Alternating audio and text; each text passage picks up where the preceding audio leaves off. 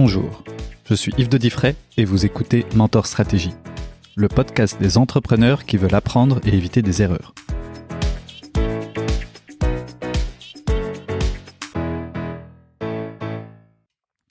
Bonjour à tous. Alors aujourd'hui, je suis avec Bruno Coleman. Bonjour Bruno. Bonjour. Je vais peut-être d'abord, pour commencer et poser le cadre, vous laisser vous présenter en quelques mots si vous voulez bien. Ben oui, en quelques mots, j'ai bientôt 62 ans. J'ai une fille qui va avoir 23 ans cette année-ci, qui termine ses études de droit à la KU Leuven. Et j'ai une carrière qui est essentiellement centrée dans le domaine financier, mais avec un appendice important qui est l'enseignement universitaire et aussi une carrière que je vais qualifier d'écrivain, mais plutôt d'auteur. Et à côté de ça, j'ai différentes activités dans des conseils d'administration. Mais donc, c'est une activité qui est lourdement professionnelle et avec un appendice académique que j'ai entretenu maintenant depuis 30 ans. Vous avez publié combien d'ouvrages déjà ? Écoutez, j'ai publié des ouvrages en co-autorat ou tout seul, mais je crois que la somme des deux doit atteindre quasiment 90 ouvrages, 90 essais. Bon, certains sont des petits essais que j'ai publiés à compte d'auteur, d'autres plus importants. Et je viens de publier d'ailleurs un livre qui est sorti il y a un mois, qui s'appelle « Une brûlante inquiétude », du nom d'une encyclique papale de Pie XI. Et il y aura d'autres ouvrages probablement cette année-ci qui vont être publiés.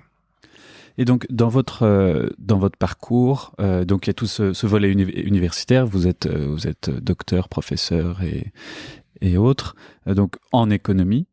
Et vous avez aussi eu un parcours dans le ministère des Finances, président de la Bourse de Bruxelles,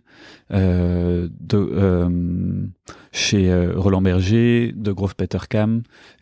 Qu'est-ce qui a été, au cours de ce parcours professionnel, on va dire, vos principaux points d'intention? Qu'est-ce qui est le fil conducteur pour vous? Mais je crois que quand je regarde ma vie, il y a sans doute une trame qui est en fait la curiosité. Okay. J'ai toujours été curieux et ayant étudié l'économie, plutôt l'économie appliquée il y a bien longtemps, c'est en fait l'économie qui m'anime parce que c'est une science ou plutôt une pseudo-science qui recouvre beaucoup de sous-disciplines, à commencer par la démographie, la géographie, l'histoire, la mathématique. Et en fait, c'est un champ de recherche quasiment infini.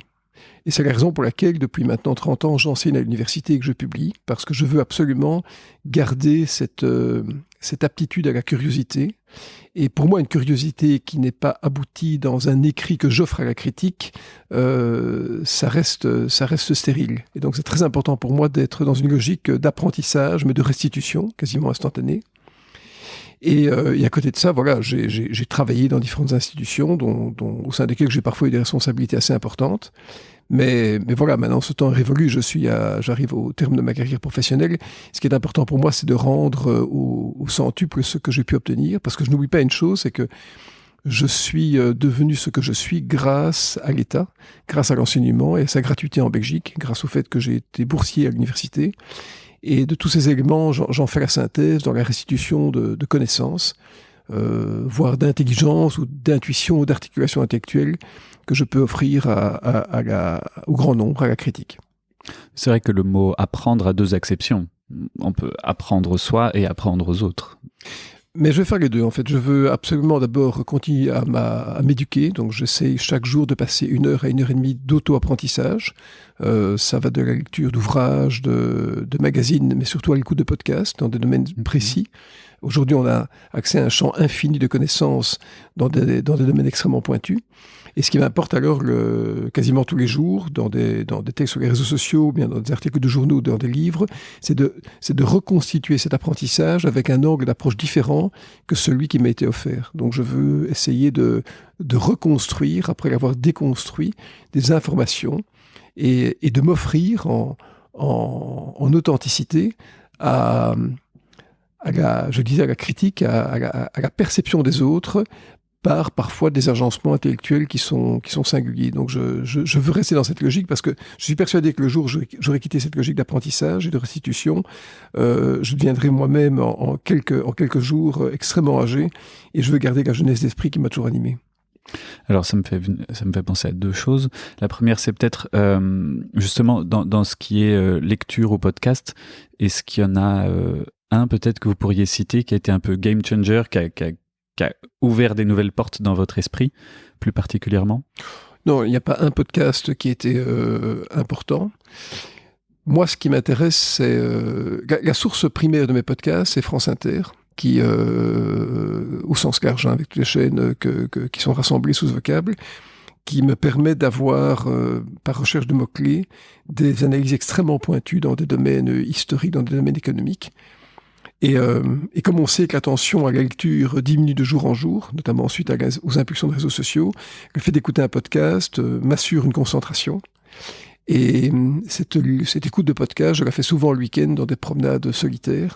Et j'ai besoin en fait d'avoir cet apaisement à la fois corporel mais aussi auditif pour pouvoir rêver et repenser les choses de manière un peu différente.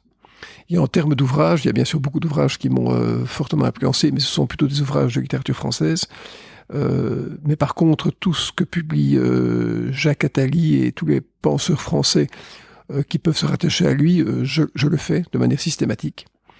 Sachant aussi que quand on écrit un livre, il faut en moyenne en lire à peu près 150. Pour savoir, pour être certain qu'on n'a pas, qu'il n'y a pas un élément d'histoire ou un élément de raisonnement important qui vous a échappé. Et donc, écrire un livre suppose un roulement dans la lecture qui est encore bien plus important. Parce que justement, dans l'aspect économie, être économiste, c'est un peu essayer de sentir, de prévoir, mais en tout cas de comprendre. Mais comment est-ce qu'on fait pour justement comprendre quelque chose qui potentiellement peut arriver, en sachant que l'histoire s'écrit tous les jours, mais pas forcément. On parle souvent de cycles économiques et autres.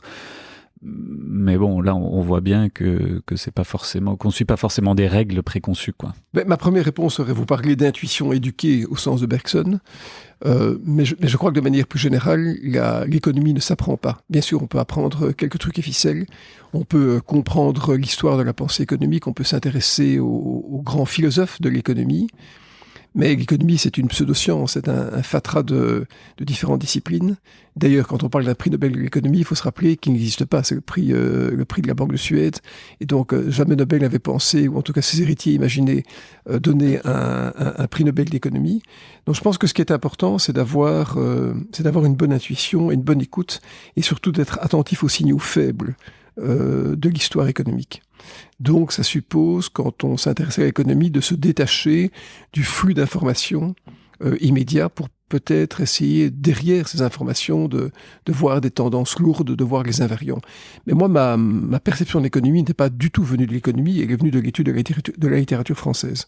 Les classiques, on va dire, du début du XXe, de Gide à Bernanos à Mauriac, m'ont en fait fortement influencé parce que ce sont des auteurs qui, progressivement, voulaient se détacher des mœurs, de l'ambiance, parfois affirmer des orientations qui étaient répréhensibles à l'époque, et voulaient, pour de nombreux d'ailleurs, se détacher de l'Église, mais l'ont fait avec beaucoup de subtilité, avec beaucoup de finesse. Et cette finesse de la découverte du sentiment, de la découverte de la mystique, ce sont des choses qui m'ont influencé en termes de raisonnement et que j'essaie de transposer à ma lecture de l'économie. Et concrètement, ça se... Concrètement, ça veut dire que j'essaie de penser différemment. C'est-à-dire que j'essaie de penser différemment quand je m'intéresse à des sujets comme la politique monétaire ou l'intelligence artificielle. J'essaye de me placer en termes de raisonnement dans des ellipses intellectuelles qui sont plus élevées, qui sont différentes que celles de la lecture simple des événements. Et le fait d'avoir lu ces auteurs français m'a éduqué intellectuellement à prendre du détachement, ou ce que je vais qualifier de la rêverie par rapport à l'appréhension des phénomènes. Si on prend l'exemple, on peut parler d'intelligence artificielle, si on prend l'exemple actuel de ChatGPT et autres, où tout le monde, on ne sait même pas quoi en penser, parce qu'effectivement, les médias partent dans tous les sens. Là, justement, votre recul tend à penser quoi de ce sujet ? Que c'est une véritable révolution. Pas tellement en tant que telle, mais parce qu'elle est accessible au plus grand nombre. Et chaque fois qu'on parle de ChatGPT, j'entends quelqu'un qui me répond « oui, mais ». Oui, mais c'est pas à jour. Oui, mais les données ne sont valables que jusqu'en 2021. Oui, mais, oui, mais, oui, mais. Mais finalement, ça m'importe peu d'entendre le oui, mais. Il faut se projeter à un horizon de 3 à 5 ans.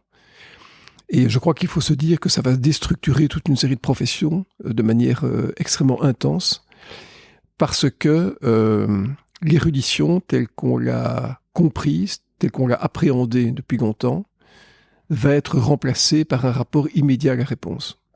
Et donc la légitimité de certaines professions va en être pulvérisée.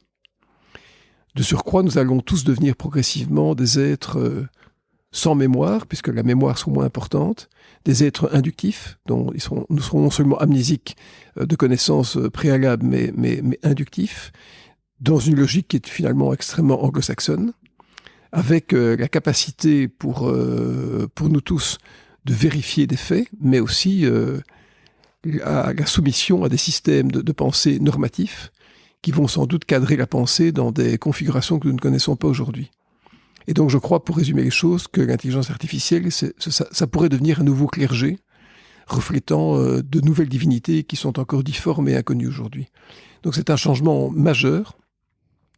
Et je crois que beaucoup de personnes voient cette intelligence artificielle, ou plutôt sa popularisation, comme une anecdote, comme étant quelque chose qui est curieux. Je crois que c'est beaucoup plus fondamental que ça, parce qu'on est qu'au début, non pas de ChatGPT, mais d'un ensemble d'intelligence artificielle, avec ce qu'on appelle le deep learning, c'est-à-dire des réseaux neuroniques qui sont profonds. Et on sait depuis qu'on est né qu'on n'utilise qu'à peu près 10% de son intelligence. Je crois que les 90% restants vont être utilisés, mais vont être eux-mêmes magnifiés par l'intelligence artificielle. Donc, ça va être absolument colossal. Je suis d'ailleurs surpris quand j'ai écrit un livre, j'en ai récemment rédigé un, de voir avec quel degré de finesse et de propreté de rédaction ChatGPT est capable d'analyser des discussions moyenâgeuses sur le taux d'inflation, par exemple. Donc, des polémiques parfois tout à fait accessoires, insignifiantes, obscures, enfouies dans les textes anciens, sont aujourd'hui révélées de manière tout à fait structurée et avec un langage contemporain. Donc, c'est une véritable révolution. Et je crois d'ailleurs que autant certains médecins voient arriver leurs patients avec une farde d'impression d'Internet avec un diagnostic déjà tout fait, autant maintenant dans beaucoup d'entreprises, les travailleurs vont mettre en cause la façon dont ils sont gérés. Les entreprises de consultance vont être certainement impactées, mais même dans le domaine politique, on peut imaginer qu'un jour, l'intelligence artificielle soit une aide à un gouvernement pour la prise des décisions, ou bien un outil de contestation des décisions prises par un gouvernement. Donc ça va complètement changer les choses. Toute la question, c'est de savoir quel sera en fait le Christ ou l'antéchrist qui sera derrière ce système, et dans quelle mesure ça ne va pas conduire une normalisation de la pensée qui bien sûr serait contraire à tout ce qu'on a appris depuis les siècles de lumière. En fait, c'est un peu aux professions intellectuelles ce qu'a été la robotisation de l'industrie. Ben oui, d'ailleurs c'est un débat qui est très ancien. On se souvient des ludites et des canuts en Angleterre et en France quand les métiers à tisser ont été inventés, et donc les tisserands à ce moment-là ont perdu leur travail. On se souvient de tout le débat que Karl Marx avait développé quant au machinisme. On se souvient des thèses de Jean de Sismondi, et on se rend compte que chaque fois qu'une évolution importante apparaît, elle déstructure la société. C'est d'ailleurs schumpeterien, avec la destruction créative ou la création destructive. En tout cas, ce qui est clair, c'est que d'abord on crée et puis on détruit. Et donc ça veut dire que des métiers aujourd'hui sont en sursis, sont en suspens, mais ne le savent pas encore, et faute d'épouser, ou en tout cas de comprendre l'évolution, vont être voués à être peut-être pas enfoui, mais être disqualifié dans les prochaines années. Et vous, en tant qu'enseignant, du coup, comment faites-vous ça? Parce que justement, économiste ou autre, c'est une profession intellectuelle qui peut être mise en cause. Oui, je m'étais dit dans un premier temps, et depuis longtemps d'ailleurs, que le rôle d'un professeur se limitait à conduire l'intuition et à rapprocher parfois des éléments qui étaient singulièrement opposés, ou en tout cas éloignés. Aujourd'hui, et pourquoi? Parce que je constatais que mes étudiants pouvaient trouver sur Internet la même source d'acquis techniques que je pouvais transmettre. Mais déjà depuis quelques années, ce n'est plus moi qui donne cours. Dans certaines universités, ce sont les étudiants qui se donnent cours à eux-mêmes. Et moi, je suis là pour animer, on va dire, un cadre général. Mais il est clair que l'intuition et l'érudition dont un professeur peut se prévaloir vont être rapidement dépassés. Parce que là aussi, on qualifie ChatGPT d'un instrument qui est assentimental, qui n'est pas capable de perception humaine, mais c'est parce qu'on est au début. C'est comme au début d'Internet, c'était il y a 30 ans, on ne s'est pas rendu compte des développements gigantesques qu'allait entraîner Internet et le monde digital. Et donc, un jour, le rôle d'un professeur va devoir être différent. Et finalement, je pense souvent que devant l'intelligence artificielle, seuls les fous pourront s'en sortir finalement parce qu'ils seront capables de développer une pensée latérale. Mais dans le cas de l'enseignement, je crois que ça va conduire au fait que les étudiants devront être éduqués par le professeur à s'auto-éduquer eux-mêmes. Ok. Alors, si on revient plus à votre parcours, après cette petite digression, vous disiez que vous étiez administrateur. Ça, c'est quelque chose qui m'intrigue dans la mesure où quels sont les éléments importants lorsqu'on est administrateur de société ou président de société, enfin qu'on est plus pas aux manettes entre guillemets, mais plus dans le suivi. Quels sont les éléments importants à avoir à l'esprit et comment est-ce qu'on fait pour être un peu le garant d'un cap ou réussir à mener une stratégie? Chaque société a ses propres exigences et le fait de devenir administrateur me place dans une position à la fois confortable et inconfortable de recul par rapport à l'action quotidienne. Ce qui est important quand on est administrateur, c'est d'abord de consacrer beaucoup de temps et d'énergie et d'application et d'érudition à son travail, parce que ce n'est pas une nomination dans aucun cénacle qui est anodine. Et d'autre part, de bien comprendre ce qu'on peut apporter à l'entreprise en termes d'expérience, en termes d'attention, en termes de points d'attention. Et donc, je préfère de manière générale être administrateur dans des sociétés familiales, parce qu'il y a cette dimension d'association aux valeurs, à l'ADN de la famille, qui pour moi revêt une valeur extrêmement importante en termes de stabilité, de fidélité et de confiance. Mais je ne suis pas qu'administrateur dans des sociétés familiales. L'important, je crois, c'est d'être en conscience de l'importance de son rôle. Mais ça, c'est de manière générale. Je pense qu'on ne peut pas avoir une carrière qui soit épanouie, quel que soit d'ailleurs le domaine d'application, si on ne consacre pas de la passion, de l'attention, de l'exigence, de la discipline à ce à quoi on fait. Et c'est une chose que je me suis toujours d'ailleurs imposée, à savoir ne pas être quelqu'un qui agit avec dilettantisme ou légèreté dans les actes que je pose. Est-ce que, si je comprends en creux, est-ce que on peut comprendre qu'une société familiale, ou en tout cas en partie, enfin où l'actionnariat est en grande partie familial, est plus peut-être pas plus durable, mais à un cap plus lisse, entre guillemets, et moins sujet à des... C'est une bonne question. C'est une bonne question parce que, effectivement, on pourrait penser que le fait d'avoir une famille, ou en tout cas un nombre concentré d'actionnaires, est un garant de stabilité de l'entreprise, mais parfois, ça fait justement faire des erreurs parce qu'il y a un manque d'ouverture au monde extérieur.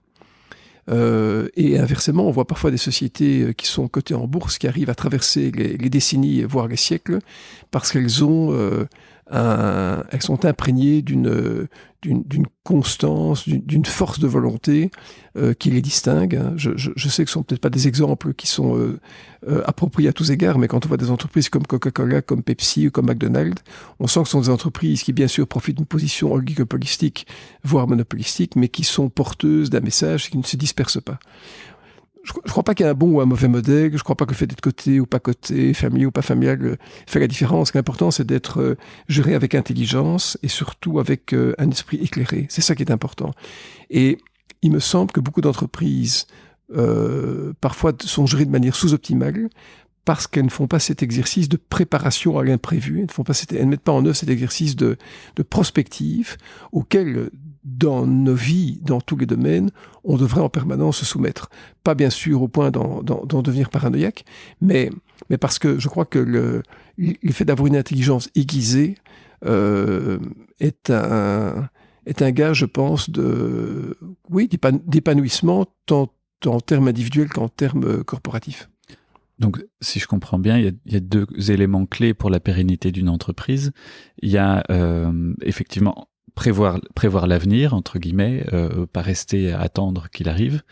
Et il y a aussi le fait de ne pas se disperser. Ça, vous l'aviez dit aussi. Il ne faut pas se disperser. C'est-à-dire, une entreprise peut très bien avoir comme objectif de se disperser. Hein. Il y a des entreprises holding, il y a des entreprises de gestion d'actifs dont le fondement, c'est justement de disperser leurs activités. C'est très bien comme ça. Mais je pense qu'il faut être très très clair quant à l'objectif qu'on poursuit et aux conditions qu'on met pour l'obtenir. Il n'y a rien de pire qu'avoir en fait des entreprises qui ne savent pas où elles vont. Et tout ça, ça passe par l'expression d'un projet. Souvent, ça passe par l'incarnation du projet dans quelques personnes, qui sont ce qu'on appelle les leaders. Et ça demande aussi de la part de toutes les personnes qui sont associées au projet une foi et une confiance. Ce qui manque dans beaucoup d'entreprises, c'est la confiance. Par exemple, quand une entreprise devient trop administrative, trop grosse, il y a un certain esprit de cynisme qui peut s'installer, un esprit de détachement, et ça c'est dommage. Donc c'est pour ça que je crois qu'une entreprise doit être concentrée dans son projet, dans son activité, dans son application, mais surtout être certaine qu'elle associe tous les travailleurs qu'elle emploie, ouvriers ou salariés, ou ouvriers ou employés, pardon, à la réussite du projet. Ça c'est très important. Il ne peut pas y avoir une entreprise qui est dissociée de l'esprit de corps que constitue son salariat. Et comment fait-on concrètement voilà, je suis à la tête de mon entreprise, j'ai des projets, des idées. On peut aller effectivement dans tous les sens. Soit c'est le projet et donc on se diversifie pour mieux s'asseoir, ou soit on se dit de toute façon je pourrais pas tout faire. Comment est-ce que je choisis un projet plutôt que l'autre? Comment est-ce que je me dis tiens ça j'élimine parce que ça correspond pas à ma vision surtout quand on est une plus petite structure, on n'a pas forcément beaucoup de conseillers ou de conseillers d'administration performants ou de choses là pour nous guider. Mais je pense que dans une entreprise, il y a d'abord l'idée originelle du fondateur, du créateur, de la personne qui veut mener un projet. Et ça, c'est quelque chose qui relève de sa foi personnelle dans les éléments, dans son besoin de rayonnement. Mais dans une entreprise, je crois fort à l'intelligence collective. Et je crois que ce qui tue les entreprises, ce sont les manifestations d'ego. Quand l'ego commence à s'associer à la gestion parce que des travers psychologiques ou psychiatriques commencent à influencer l'action, et on peut imaginer que on soit tous mus par un ego, mais encore faut-il qu'il soit, on va dire, éduqué, apaisé, un excès d'ego nuit à cette intelligence collective. Donc, quand une entreprise devient un acte de domination, quand une entreprise devient une stratification de compétences trop hiérarchisées, je pense que cette entreprise est vouée à l'échec. Il faut au contraire trouver le meilleur de chacun et se dire que, d'ailleurs, les meilleures idées viennent non pas du haut de l'entreprise, mais du bas de l'entreprise, parce que ce sont les personnes qui sont en contact avec les clients finaux, avec les opérations parfois les plus élémentaires, qui sont à même d'améliorer les processus. Donc, j'appelle ça un processus d'intelligence collective. Donc, ça veut dire retourner à la base, entre guillemets. S'il y a une question qui arrive, on peut avoir son idée, mais peut-être qu'on va commencer par consulter les équipes vis-à-vis de cette... Bien sûr. Mais il n'y a rien de tel que d'avoir un contact large et un débat direct dans l'entreprise, parce que personne ne peut, sauf être un génie, et ils sont peu nombreux, personne ne peut commettre l'acte de prétention de dire qu'il sait comment on va mener une entreprise au mieux de sa forme pendant 10 à 20 ans. C'est pas possible. Donc, il faut beaucoup de réflexion, beaucoup d'humilité. Et je répète, je pense que ce qui tue les dirigeants d'entreprise, en tout cas parfois même les entreprises elles-mêmes, c'est les excès d'ego. Vous parliez tout à l'heure de bourse. J'ai l'impression qu'on entend moins qu'il fut un temps des lancements en grande fanfare d'un boursier. Mais par contre, à l'inverse, on entend de plus en plus de levées de fonds, de série A, série B, enfin, toutes ces choses-là. Quel serait l'avantage et l'inconvénient de la bourse, qui semble, en tout cas, de mon point de vue, quelque chose d'un peu obscur, où j'ai l'impression qu'on perd une capacité à gérer une partie de sa société, parce qu'après on devient dépendant du cours boursier qui en plus ne rapporte rien, entre guillemets, on dépend juste du cours. Oui. La bourse est d'abord un lieu de levée de capitaux, ce qui est important, mais c'est vrai qu'une levée de capitaux peut se faire différemment. Et puis c'est le lieu, par ailleurs, où on formule la valeur de l'entreprise. Donc c'est un thermomètre ou un baromètre des performances de l'entreprise telles qu'elles sont appréhendées par le marché boursier. Je dois dire, je crois fort à la bourse parce que, non seulement parce que je l'ai dirigé dans ce pays, et surtout pendant la grande crise, mais parce que je trouve que c'est une mécanique assez incroyable de permettre la formulation et l'échange de la valeur. Et d'ailleurs, c'est une matière qui fascine tous les professeurs de finance. Mais c'est vrai que de plus en plus, on voit qu'il y a des levées de fonds qui se passent hors bourse et qui sont mis en œuvre par des personnes qui ne souhaitent pas justement tous les coûts et toute la transparence qui sont parfois excessives, qui sont associés à la cotation boursière. Et il est vrai que depuis la crise de 2008, mais déjà bien avant, lors de la crise Internet de 2000-2001, les exigences en matière boursière destinées à protéger les investisseurs se sont tellement accrues, je pense par exemple aux normes comptables, à toutes les obligations en matière de communication, que ça peut décourager légitimement certaines personnes. C'est d'ailleurs ce qui explique aussi pourquoi les marchés, les petits marchés pour les petites sociétés cotées sont quasiment devenus stériles. Donc voilà, il y a en Europe sans doute un certain tassement. Par contre, on voit qu'aux États-Unis, il y a un marché boursier d'un grand foisonnement et que l'aboutissement en bourse d'une société est souvent considéré comme un événement heureux non seulement pour les fondateurs qui peuvent réaliser une partie de leur plus-value, mais pour les investisseurs qui permettent de s'associer à un projet. À l'inverse, parce que autant ça formule une valeur sous forme, on va dire, de vidéo, parce que c'est progressif, c'est pas une photo comme à une levée de fonds, mais est-ce que du coup c'est pas influencé par une vision plus court terme, c'est-à-dire j'ai investi, quels seront les dividendes ou quels sont les... C'est pas...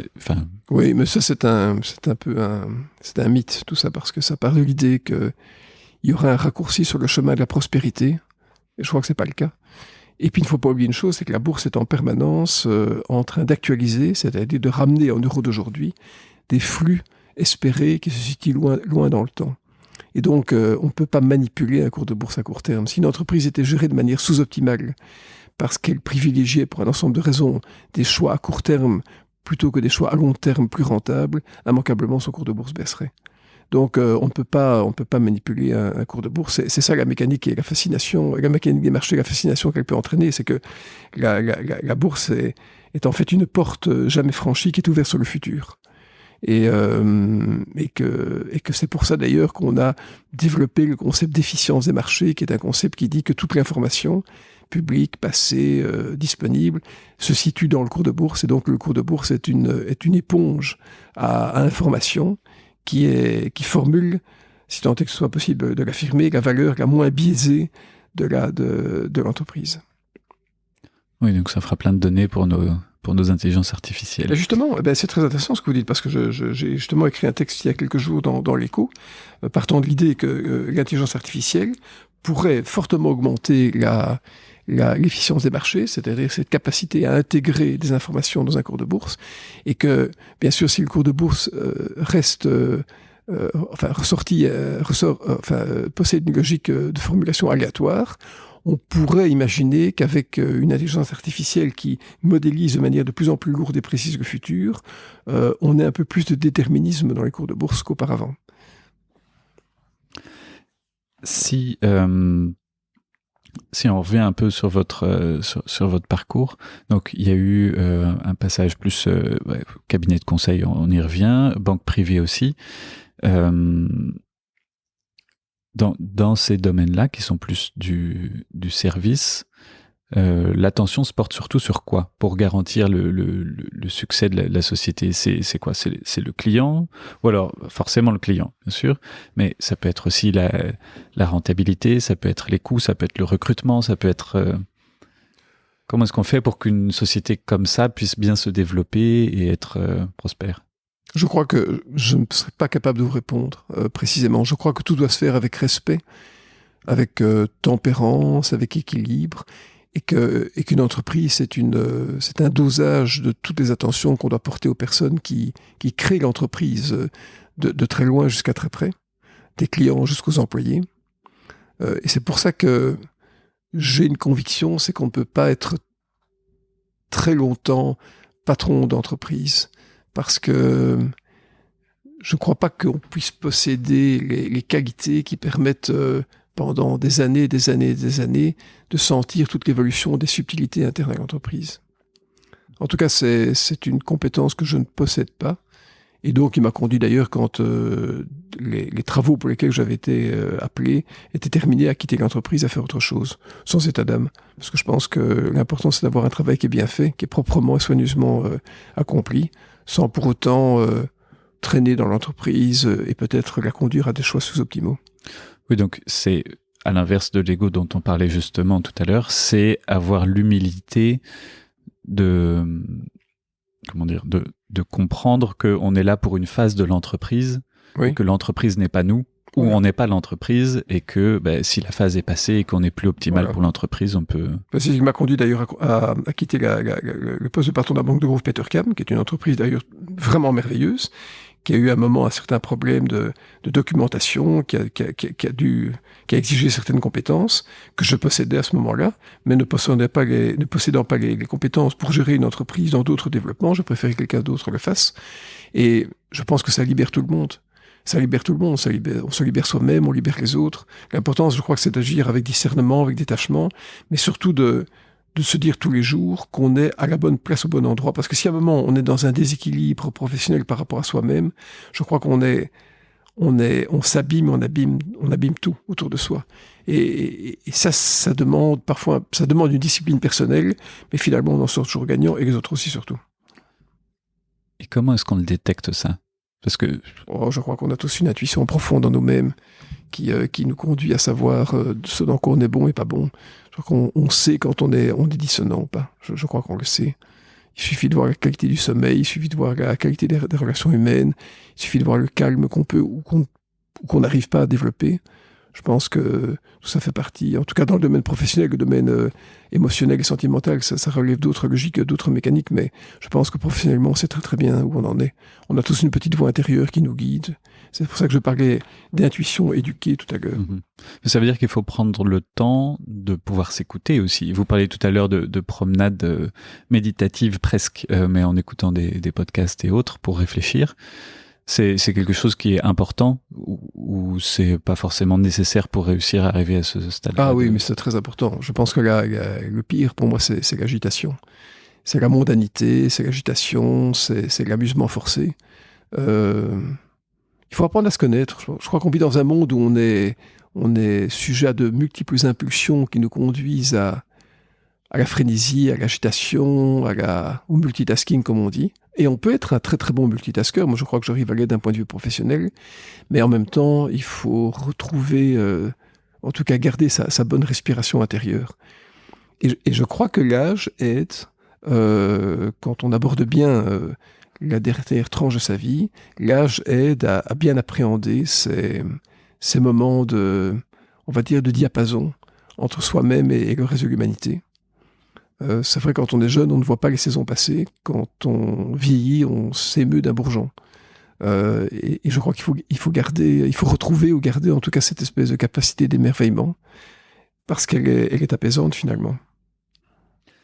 Et est-ce que vous avez des petits tips, des petites choses où vous dites, tiens, mais ça, si je l'avais su plus tôt dans ma petite routine quotidienne, je l'aurais mis tout de suite, ou des choses comme ça? Oh, bien sûr. Un jour, j'ai fait une émission, je me souviens, c'était à l'RTB, ça date d'il y a une vingtaine d'années. Et il y avait une dame qui vit toujours, d'ailleurs je suis toujours en contact avec elle, qui s'appelle Martine Cornil, qui faisait des interviews sur une personnalité. Et je me souviens qu'elle m'ait posé à la fin de l'interview cette question: mais que diriez-vous à l'enfant de 5 ans, vous-même? Et j'ai répondu sans réfléchir: n'aie pas peur. Je pense qu'on est tous animés de peur. Et peut-être que les jeunes aujourd'hui le sont un peu moins que ma génération, mais on est animés de contraintes, de peurs, de malentendus. Et finalement, si on peut se dégager de ces peurs rapidement, ou en tout cas, si on peut s'en dégager, voilà, on va dire, je pense qu'on gagne en bonheur, absolument. Ça ne veut pas dire non plus faire la tête brûlée et au contraire foncer vers la... Non, pas du tout. Non, ça veut dire simplement dire trouver une certaine sagesse, en tout cas se débarrasser de ce qui est inutile. On est tous des êtres de peur qui avançons, on va dire, groupés dans l'histoire. je pense que si on est capable de trouver quelques lumières et quelques détachements aussi, c'est important. Et justement, dans votre avancée, on parlait tout à l'heure de votre nouvel ouvrage qui est Brûlante inquiétude, en lien avec Pie XI. J'ai l'impression que vous avez un peu changé de cap d'un coup, changement de vent peut-être. Parce que vous avez dit à un moment, le capitalisme néolibéral n'est plus compatible avec le défi climatique. Mmh. Alors que vous étiez justement dans vos ouvrages ou dans vos chroniques et autres, pas forcément un turiféraire, mais au moins un soutien du libéralisme tel qu'on le connaît. Qu'est-ce qui peut avoir expliqué ce revirement ? Mais d'abord, je n'ai pas changé de cap, j'ai retrouvé mon cap. Okay. Parce que je n'oublie pas d'où je viens. Et c'est vrai que j'ai fait partie de cette génération qui a été diplômée au début du néolibéralisme et qui arrive à l'âge de la presque retraite au moment où cette phase de 40 ans se termine. Donc je pense que je suis légitime pour pouvoir en parler. Et ce qui me frappe, c'est que ma génération, et j'englobe peut-être de manière un peu insultante des personnes dans le terme génération, mais en tout cas une partie de ma génération a été magnétisée, été tout à fait sublimée par ce néolibéralisme qui était une façon de penser qui était plus simple, qui était plus efficace et qui correspondait sans doute à la vigueur et à l'audace qu'on peut développer quand on a 20, 30 ou 40 ans. Mais aujourd'hui, plus sensible aux défis climatiques et surtout aux défis sociaux, je me suis détaché, et j'explique d'ailleurs pourquoi dans plusieurs ouvrages, pourquoi je m'étais détaché de cette idée. Et je suis convaincu maintenant que finalement, et c'est d'ailleurs ça qui m'a permis de faire des études, que c'est dans l'état social qu'on va trouver un certain apaisement. On ne peut pas avoir des sociétés qui évoluent comme à l'américaine. Et d'ailleurs, les États-Unis ont montré à suffisance combien la folie narcissique d'un président pouvait entraîner les masses. Et donc, je crois de plus en plus, et je redécouvre d'ailleurs, peut-être par le temps que me donne un peu moins de pression professionnelle, les bienfaits du système social-démocrate dans lequel on vit en Europe. Et j'ai voulu en témoigner. Et j'ai voulu, dans cet ouvrage d'ailleurs, qui a correspondu avec mon départ de la banque de Grove Petercam, j'ai voulu prendre le temps, l'apaisement, la respiration, pour écrire un livre différent, en mettant en cause, de manière apaisée, avec inspiration, des concepts que j'avais un tout petit peu écartés rapidement dans des ouvrages précédents. Mais en plus, vous le mettiez sur, si je me souviens bien, sur LinkedIn et autres, vous mettiez ça sur la scène publique, entre guillemets, pendant la réflexion. C'était Absolument. Même pas encore écrit. Ah voilà, et ça, ce qui est assez extraordinaire, c'est qu'en fait, j'ai pour la première fois co-créé un ouvrage avec mon lectorat. Oui, c'est-à-dire que j'ai, pendant les mois d'été l'année passée, en 2022, j'ai en fait extrait des textes que j'ai mis sur les réseaux sociaux, dont j'ai fait quelques articles, notamment dans la presse belge. Et il y a eu plusieurs millions de lecteurs, finalement, de ces articles. Et donc, j'ai co-créé par résonance cet ouvrage, qui est l'aboutissement d'une réflexion d'intelligence collective, j'en parlais tout à l'heure. Et je trouve ça assez extraordinaire, parce que les réseaux sociaux que beaucoup de gens vouent aux damnations, en fait, sont extrêmement fertiles en réflexion intelligente. J'ai beaucoup de suiveurs sur Internet. Je n'ai que des gens intelligents, des gens qui m'apprennent beaucoup de choses, je les remercie souvent d'ailleurs, qui m'apprennent, qui me donnent une référence, un article, une pensée, parfois une contradiction, mais le but c'est justement ça, c'est d'être contredit. Et je leur en sais gré, parce que c'est vraiment un apport c'est un échange absolument extraordinaire. Et ça vous a fait changer votre façon d'écrire le livre, justement, ces retours, Oui, bien sûr, oui, oui, celui-là et le suivant aussi, bien sûr, oui, parce que j'ai été en résonance avec mon lectorat, et c'est important, je pense. D'ailleurs, beaucoup de personnes évidemment ont lu le livre par les réseaux sociaux. Aujourd'hui, ceux qui l'achètent ont une vision qui est plus globale, qui est différente, est un peu plus complète. Mais c'était très important pour moi de mettre une césure dans le temps par rapport à un courant de pensée duquel je me suis détaché. Et justement, donc, vous disiez que c'était quelque chose qui était déjà prégnant, cette conviction écologique ou sociale, mais ça a donné un peu l'impression d'un changement, comme je le disais. Qu'est-ce qui a été plus déterminant pour sauter ce pas alors, du coup, pour oser plus en parler, pour le mettre plus en avant peut-être? Écoutez, ce sont des signaux faibles et des signaux forts. Il se fait que en 2008, je dirigeais la Bourse de Bruxelles. On m'avait promis un métier de pré-pensionné, ce qui m'arrangeait bien parce que j'avais envie d'écrire des bouquins et de donner mes cours à l'université à côté de mon travail. Puis finalement, il y a eu ce grand crash qui m'a hébété. Et comme la Bourse de Bruxelles était détenue par la Bourse de New York, j'allais très souvent à New York pendant la grande crise. Et je pense que, aussi loin que je me souvienne, la première interpellation que j'ai eue, c'était ces types qui dormaient sur les trottoirs devant Wall Street, avec un mouvement qui s'appelait Occupy Wall Street, Occuper Wall Street. Ouais. Parce qu'aux États-Unis, la manifestation anticapitaliste, c'est plutôt rare. Et puis j'ai eu un événement aussi en 2008, en janvier 2008, quelqu'un qui était monté sur le toit de la Bourse de Bruxelles. J'avais écrit un article dans le soir qui s'appelait L'homme révolté, qui d'ailleurs a été traduit dans tous les pays du monde, à commencer par Cuba. Il y a eu aussi les Gilets jaunes qui m'ont fortement interpellé parce que au-delà du mouvement de contestation, c'était en fait des personnes dont le travail avait été déterritorialisé et qui donc étaient en fragilité tant dans le temps que de l'espace. Et donc je me suis demandé s'il n'y avait pas en fait un point commun à tout ça. Et je pense que le point commun, c'est qu'on vit dans une économie de marché, c'est-à-dire où tout est marché, où tout est vendu à l'encan, tout est vendu selon la loi de l'offre et la demande, et qu'en fait on ne peut pas constituer une société dans l'apaisement et en même temps dans le marché. Donc voilà, ça a conduit à 3 livres qui se sont succédés. Le premier, c'était Du rêve de la mondialisation au cauchemar du populisme, au moment des Gilets jaunes. Un livre qui est passé un peu, comme on dit, sous le radar, parce que je pense qu'il était un peu mal tombé dans la presse. Il y en a un second qui s'est appelé Hypercapitalisme, le coup d'éclat permanent, en référence à un texte que François Mitterrand avait fait au début des années 60, parce qu'il parlait du coup d'état permanent contre De Gaulle. Et puis le troisième, maintenant, c'est Une brûlante inquiétude, qui est en fait l'aboutissement d'une trilogie. Donc c'est une évolution lente, mais que j'assume parfaitement et avec sérénité.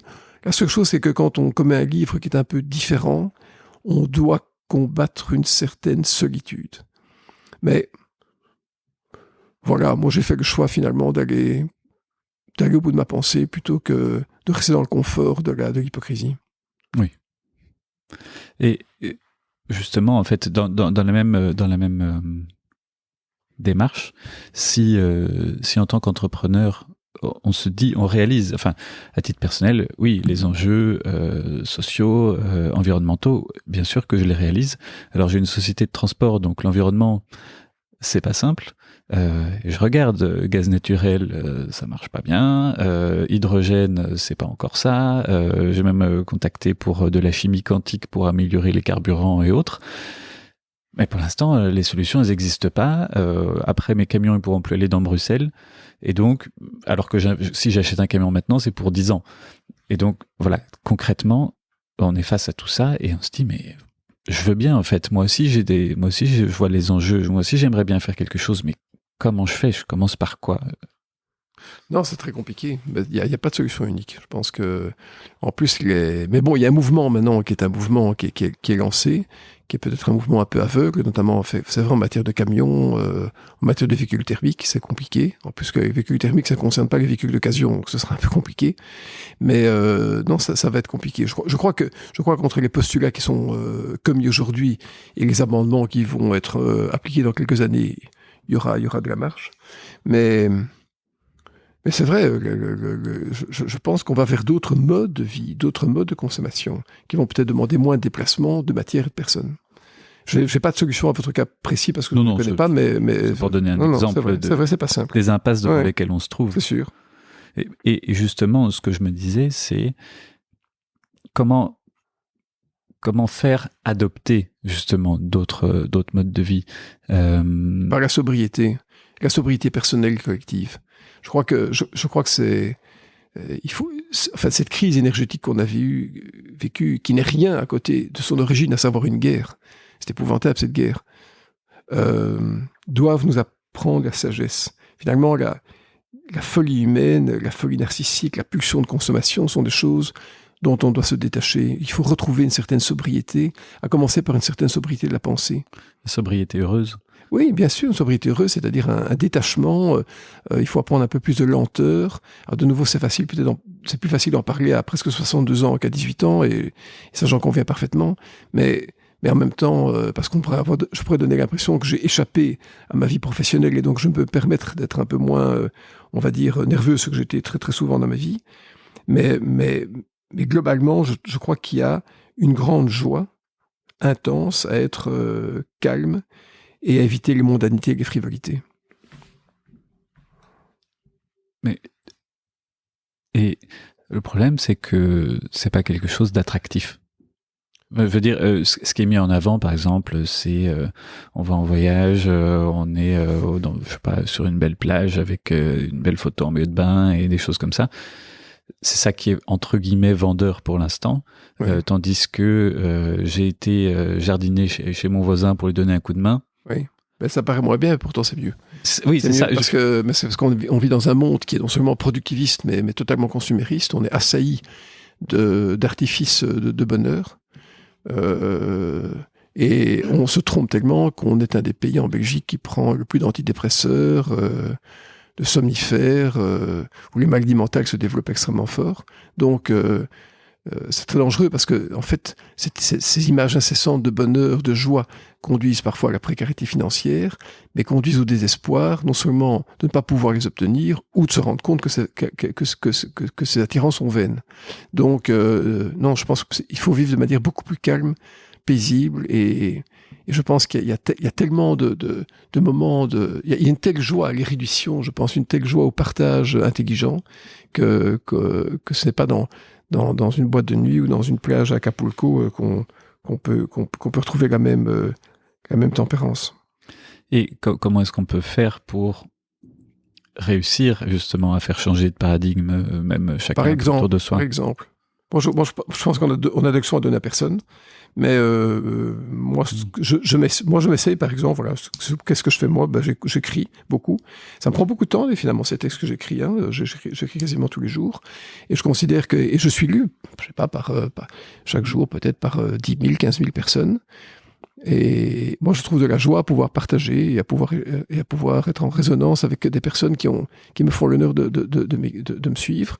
Et je trouve plus de joie à faire ça dans l'érudition, dans l'apprentissage, dans le transport d'informations, que dans le fait d'aller m'agiter dans une plage à l'autre bout du monde. Voilà. Mais bon, c'est un choix personnel, en tout cas, qui me convient bien. Et donc, au sein d'une entreprise, un patron d'entreprise, quelle que soit sa taille, c'est par l'exemple aussi. Bien sûr, c'est ce qu'on appelle le multiplicateur social. L'exemple vient du haut, comme on dit. Comme on dit aussi que un poisson pourrit par la tête. Hein. Donc il faut vraiment faire très très attention. Moi, je crois que le rôle d'un patron, d'ailleurs, c'est de pacifier l'entreprise. Parce qu'une entreprise, ce sont des égos, des vies, des problèmes, des tempéraments, des caractères, des ambitions très différents. Et je pense que c'est dans l'apaisement, dans la réconciliation, et pas dans l'oppression qu'un patron se grandit. Voilà. Et donc, un patron qui serait agité ou débordant, sointant d'un ego, serait plutôt inquiétant. Et au sein d'une carrière, voilà, les personnes de ma génération, on est face à certains objectifs qui sont contradictoires, c'est-à-dire que effectivement, il y a cette forme de sobriété heureuse, c'est-à-dire regarder autour de soi déjà et donc s'occuper par exemple de sa famille. Mm-hmm. Et il y a en même temps s'occuper de son entreprise, la développer, même si on a envie de rester sobre, on a envie de la faire grandir. Bien sûr. C'est comme un enfant, il ne va pas rester tout le temps au même âge. Oui. Et donc, comment est-ce qu'on concilie ces deux choses? Alors, chacun a ses solutions, mais est-ce que vous avez eu des bonnes pratiques peut-être qui peuvent... Non, pas beaucoup, parce que moi je ne me suis pas bien occupé de ma fille, donc je ne suis pas un bon exemple en termes de vie familiale, d'équilibre, vie personnelle, vie professionnelle. J'ai quasiment tout misé sur ma vie professionnelle. D'ailleurs, ma fille m'a répondu avec un peu de cynisme, mais elle avait raison, que si j'avais dû m'occuper d'elle autant que sa mère, j'aurais pas eu le temps d'écrire autant de livres. Et donc je dois lui dire merci, ce qui est vrai. Donc j'ai pas bien réussi à faire ça. C'est ça qui est compliqué finalement, c'est qu'on a tous des pulsions. Je parlais d'ego, mais écrire c'est aussi un ego. Hein. C'est aussi un reflet d'ego. On a tous des pulsions et parfois qui sont contradictoires. Donc on vit de manière finalement imparfaite. Mais l'important à un moment, je pense, c'est faire le point sur sa vie. C'est faire le point sur sa vie, on le fait. Et d'aucuns pourront de nouveau me reprocher de ne pouvoir le faire qu'à la fin d'une vie professionnelle, c'est vrai. Mais c'est peut-être justement à ce moment-là qu'on doit, parce qu'on a un rétroviseur, qu'on est capable de faire face et d'apporter un message d'apaisement aux personnes qui sont plus âgées. En tout cas, moi j'ai eu des personnes dans ma carrière plus âgées, que je respecte éminemment, certaines sont décédées, d'autres sont toujours vivantes, qui m'ont fait confiance. Et c'est pour ça que j'essaie toujours, vis-à-vis de mes étudiants, de consacrer tout le temps dont ils ont besoin, toute l'attention dont ils ont besoin pour qu'ils gardent un souvenir de qualité des rencontres qu'ils ont pu avoir avec moi. C'est quelque chose que je fais depuis 30 ans. Et qu'est-ce qui donne la qualité à cette rencontre ? La véritable attention. Le temps. Donc l'écoute. L'écoute, oui, c'est ça, c'est l'échange, c'est ça, c'est l'ouverture, c'est le dépouillement de l'ego, c'est le besoin d'aider, c'est le besoin de faire grandir, c'est de se dire que on doit rendre au centuple ce qu'on a reçu soi-même. Et vous parliez de rétroviseur en fin de carrière. Qu'est-ce qui, hors ego du coup, qu'est-ce qui vous a rendu qu'est-ce qui vous rend le plus fier dans ce parcours professionnel ou peu importe, mais incontestablement mes activités académiques. Ma véritable joie, c'est quand j'écris. Donc j'ai une passion de l'écriture. Un jour, la plume disparaîtra peut-être, la vue va s'atténuer, donc ce sera moins facile qu'aujourd'hui. Mais il restera les podcasts. Il restera les podcasts. C'est pour ça que j'ai eu quelques très graves problèmes aux yeux d'ailleurs. Donc les podcasts sont pour moi une véritable bénédiction. Mais non, c'est plutôt ça. C'est l'accomplissement de livres, d'articles. Plus je pense parce que je suis moins prédisposé à le faire que la gestion d'entreprise. Et vous avez le sentiment d'avoir fait évoluer les choses grâce à ça ou que... Je ne sais pas, on verra bien. D'abord, j'espère que c'est pas fini, mon travail d'écriture, mais parfois, ça m'est arrivé à Genève, par hasard, ça m'est arrivé parfois dans d'autres villes, ça m'arrive parce qu'un ancien étudiant, 20 ans plus tard, et j'ai gardé le même email depuis très longtemps, m'envoie un mot, quelqu'un me dit, tiens, merci, vous m'avez aidé, ou j'ai une question à vous poser, vous m'avez dit une phrase il y a 20 ans, 15 ans, 5 ans qui m'a interpellé, j'aurais mieux comprendre ou avoir votre avis. Je me dis que chaque fois que j'ai ce genre de manifestation, c'est pas fréquent, mais en tout cas, c'est pour moi un apaisement intense, profond et qui s'assimile, je pense, à une petite vie un peu réussie. Pour finir, est-ce que vous auriez quelque chose, un élément essentiel ou important que vous aimeriez partager avec des jeunes entrepreneurs ? Ayez confiance. Moi, je pense que en tout cas, si je vois ce qui a inhibé ma vie, c'était le manque de confiance. Et avoir confiance en soi ne signifie pas de l'impétuosité, de l'audace irréfléchie, mais il faut avoir confiance et on a confiance quand on est solide en soi-même. Les Américains ont une belle expression, ils appellent ça être grounded, être dans le sol, avoir les pieds sur terre. Mais c'est plus que ça, être enraciné. Et je pense que certaines personnes le sont plus que d'autres, certaines personnes l'apprennent, cette personne perd cet ancrage, mais en tout cas un jeune entrepreneur, c'est d'avoir confiance. Avoir confiance parce que la vie est belle, parce qu'un jour la vie s'arrête et qu'on ne sait pas quand elle s'arrête, et qu'il faut avoir la foi, la confiance, la foi dans la beauté des choses, la foi dans l'innovation, dans l'idée, dans cette espèce de lumière qui peut tous nous guider. Et je crois que je n'aurais pas un autre message. D'ailleurs, j'avais été très très frappé par les dernières paroles de Jean-Paul II, qui je crois est décédé en 2005. Il avait dit, en tout cas ce sont ces dernières paroles peut-être apocryphes, mais il avait dit « n'ayez pas peur ». Et je pense que cet homme qui était un véritable érudit avait synthétisé en quelques syllabes le message que j'ai envie de renforcer dans ce dernier propos. Eh bien, merci beaucoup Bruno pour ce partage. À bientôt. Merci beaucoup. Pour soutenir l'initiative et pour continuer à entendre plus d'interviews, s'il vous plaît, partagez ce podcast et mettez-lui 5 étoiles. Cela me permet de continuer à enregistrer et diffuser cette sagesse collective. Merci d'être toujours plus nombreux à vous abonner et à bientôt sur Mentor Stratégie.